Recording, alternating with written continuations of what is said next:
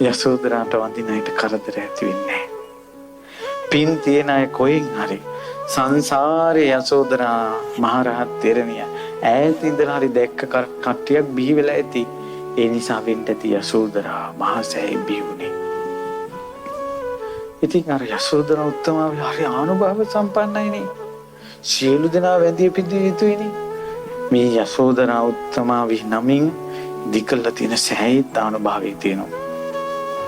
මේ රූපවාහිනියෙන් හරි මාධ්‍යයෙන් හරි බණහන යසෝදරා උත්තමාවියට පැහැදිච්ච කෙනෙක් ඉන්නවනම් මැරෙන්න කලින් ජීවිතේට එකම එක දවසක්වත් මේ භූමියට ඇවිල්ලා වැඳ පුදා ගන්න.